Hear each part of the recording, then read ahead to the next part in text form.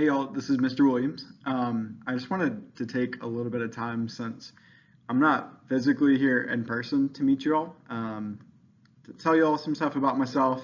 We're going to do a little writing activity that's going to help us get to know each other. So I'm going to introduce that as well. But basically, this slideshow is just to tell you some things about me that you don't know. And give a little bit of detail to just like a name and a face that you're seeing for the first time. So y'all know a little bit about me since I'm not in the classroom, and when I come back into the classroom, I'm not just a complete perfect stranger. So anyways, here it is. All right, so just some basics about me. First of all, I'm not here today, and I won't be here for a little bit, like another week or so. Because my wife, my beautiful wife Sarah, and I just had our son Waylon, beautiful baby boy. So just had him. Really excited and spending some great time with him. And I will show you all some pictures of him when I get back. So, anyways, this is my 4th year teaching. I student taught at Cherokee, then I got hired on. So this is year 4 for me. And all 4 of those years I've taught honors 9th lit. So I'm really used to this course. I love teaching it. I love teaching freshmen, seeing the way that y'all kind of grow up, kind of rise to the task of high school and really like what an honors class should be. So it's a fun class. I've really enjoyed it. Anyways, I grew up in Cherokee County. I didn't actually live in Canton. I was kind of in between like Hickory Flat and Woodstock area. So I went to Sequoia High School, but the place where I grew up now is zoned for River Ridge. I grew up like at Highway 5 in East Cherokee Drive, if you're familiar with that area. But I'm from the county. I grew up here, went to CCSD school, so I love it. I love this area. Anyways, I got my teaching degree from the Kennesaw State University. Go Owls. Yeah, I went there, changed majors a few times because I wasn't sure what I wanted to do, but ultimately settled on English education. And yeah, I loved it. So anyways, that's me. That's my wife. She's awesome. Yeah, there you go. Okay, so I thought I would give y'all a few fun facts about me, just because that feels appropriate. And you may not think they're fun, but just get over it. So anyways, my top 5 favorite books are the books that are on the slide. You got The Things They Carried by Tim O'Brien. It's about Vietnam. It's a great. Technically, it's a novel, but the chapters are like different stories. So yeah, it's awesome, fantastic. I love The Leopard by Lampedusa. That's a good one. The Old Man and the Sea is great. It's literally about an old man that goes fishing, which sounds really boring, but it's not, I promise. It's fantastic. The Road by Cormac McCarthy is another good one. And then I really like As I Lay Dying by William Faulkner. It's good, it's weird, it's a hard book, and it is as sad and depressing as the name makes it seem, but it's still a really good book. So anyways, those are my top 5. So you probably should have written down the name of those books. Sometimes I do quizzes over readings that we do, and sometimes, not every time, I do bonus questions with those quizzes to help people improve their scores. And like a textbook bonus question is, what are my favorite books? So that was them. I hope you remember some of them, like scramble and write them down if you forgot. Anyways, fun fact number 2. In college, I did a study abroad in a Tuscan village called Montepulciano. It was beautiful. That's a picture of it looking like it's out in farmland and it's on top of a hilltop, so someone's like looking up at the village. It's medieval. Really pretty scenery. Had a beautiful view of the valley, which would be behind this photo. But it was great. Loved it there. I know like Twilight isn't a cool thing anymore. It hasn't been for a while. Unless you like Twilight, do your thing. But the second Twilight movie, there's a scene. I don't know. I've never seen it, but I've looked up pictures. But they're like the Edward Cullen, the vampire guy. He's like running through a village, like an Italian village. Anyways, it was filmed in Montepulciano, so that's kind of its claim to fame. But it's a really cool place. Fun fact number three, I was an absolutely incredible athlete in high school. Um, that's me right there with the arrow pointing at me. So you can tell I was clearly one of the most fearsome athletes out on the football field. Um, I ended up accomplishing everything I wanted to with football in high school, and so I quit, and then I started running cross country, and I participated. I wouldn't say I was exceptional, but I ran.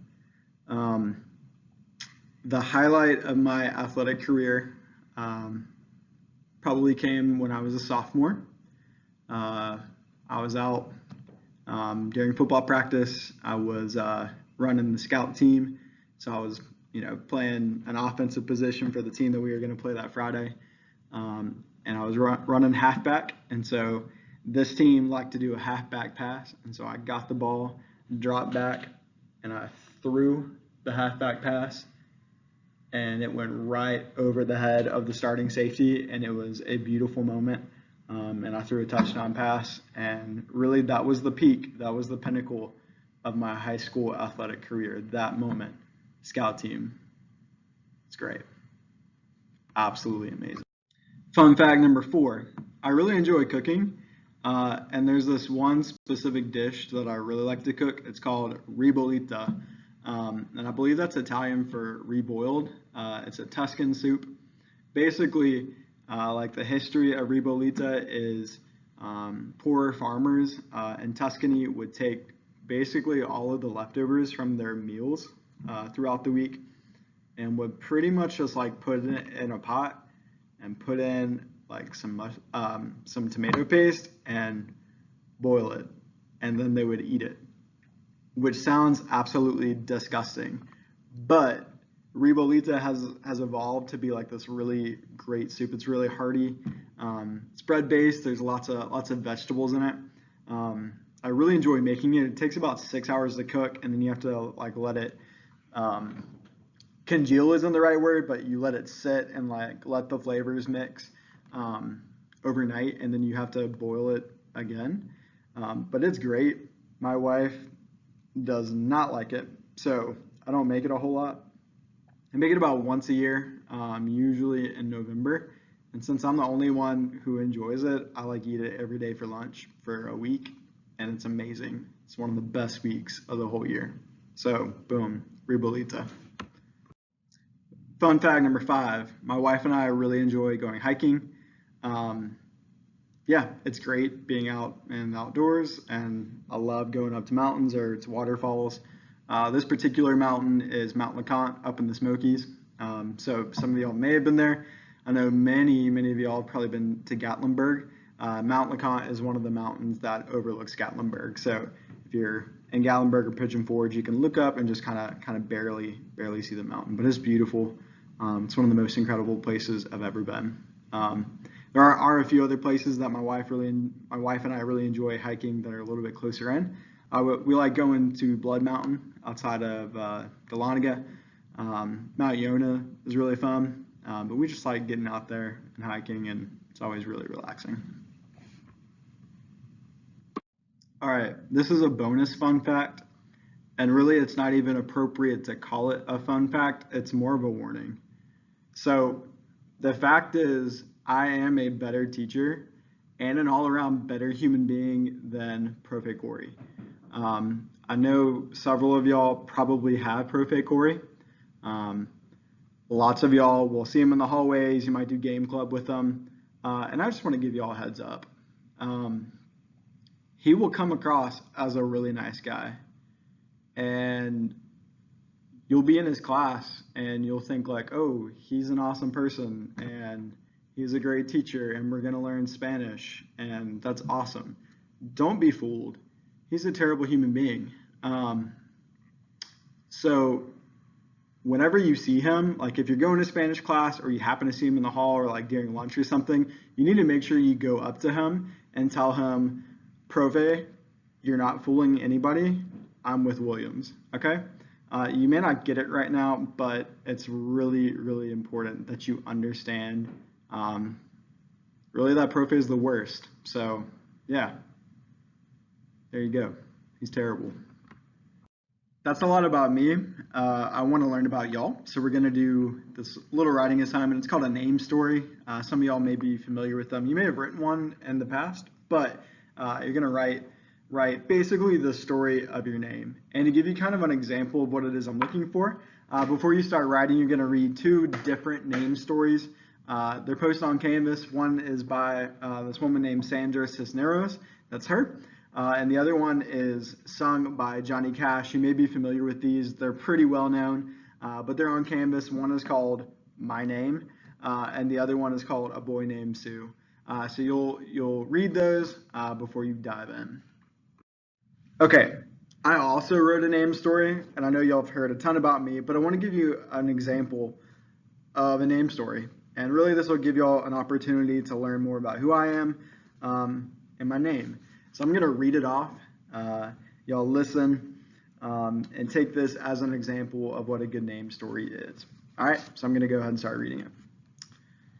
Jacob Ray Williams. Williams is my last name because of an accident of chance in geography.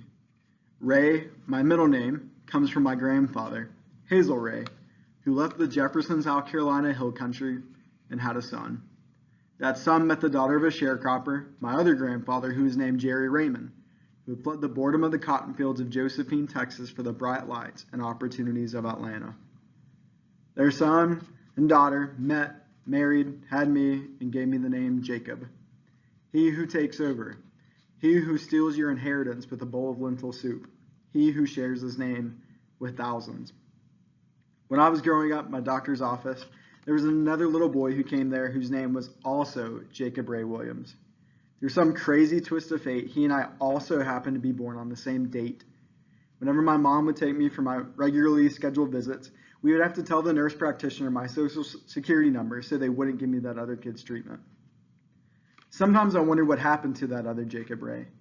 Where was he? Was he smart? There's no way his life is as much a raging success as mine is. Or maybe he is. Maybe we are the exact same person. Maybe two different versions of the universe came together in my little pediatrician's office, and I come that close to meeting the version of me from the parallel universe next door. That's kind of a ridiculous thought, though. I wondered if he was the Jake Williams that friended me on Facebook a few years ago. I accepted, and that other Jake Williams promptly added me to a Facebook group called Jake Williams Unite. There were literally thousands of Jake Williamses in there. We were legion, a small army, as numerous as the grains of sand on the shore. I left the group when some annoying and downright disrespectful Jake Williams started spamming his fellow brethren with special deals on Ray-Bans and Oakleys. I wish I hadn't have left, though. Maybe that one guy actually could have gotten me a good deal on sunglasses. What I really missed, though, was the support. I left our fellowship of Jake Williamses right when the first wave of the commercials hit. At first, it wasn't bad. A few snide remarks here or there. Then the commercial was everywhere. People would constantly ask me what I was wearing. I threw away my khaki pants altogether. I was constantly having to gently remind people that I had never worked for State Farm. People would just yell, "She sounds hideous," at me, and all I could do was shrug. I wanted to gently correct them. "Actually, sir. Actually, ma'am, the wife doesn't say that to Jake from State Farm. She says it to the husband." If I had said that to them, they would look at me deeply offended like I had ruined some great original joke they had. I never said that, though. I just swallowed my pride and braced myself for the next person to make the same joke in 15 minutes. I started to understand what geckos and cavemen and women named Flo had been going through for decades. Being the butt of the joke for insurance commercials was tough, and I'm not all the way out of the woods yet either. The commercial still comes on from time to time. I could have used the support of the Goodmen and Jake Williams Unite. It has been a trying time for sure, but I like to think that there is a kind of quiet dignity in our suffering. I wonder how that other Jacob Ray Williams was handling it all. How did he grapple with those terrible State Farm jokes? I bet he told people off when they asked him what he was wearing. That Jake Williams is just like me, but he's better. He's the Jake Williams I always wanted to be. All right, there you go. That was it. So let me tell you more specifically what the requirements are going to be for the name story. All right, So y'all may not have gotten it, but like I tried to be a little bit sarcastic, a little bit humorous in my story. That's great. If you are writing and there's humor or something like that in your name story, that's fantastic. So here are the requirements. First, your name story has to be a full page long. Okay? It cannot be written as a poem. Some of the examples I put up on Canvas for y'all to look at are poems. Look at them, but no, yours cannot be a poem. The reason I put up those examples is because they do a really good job of telling a story about a name. Finally, the other requirement is you must give insight into who you are as a person and not just a definition of your name. Listen, if I wanted you to go and just search Google for like what is the meaning of Jacob? What does Jacob mean? I could go and do that myself. I'm not really interested in that. Tell me about your name, but use that as a way to tell me about who you are as a person. I'll be reading these. Hopefully I'll have them all read by the time I come back. But this is just a way for me to get to know y'all. I know nothing really beats meeting y'all in person, but this is really the best thing we can do at this point with my absence. So write that. Have some fun doing it. It should be enjoyable to write those, and I hope they're enjoyable to read. All right, that's it. The requirements will be posted on Canvas, as well as my name story and the example name stories I want you to look at before you start writing. All right, that's it.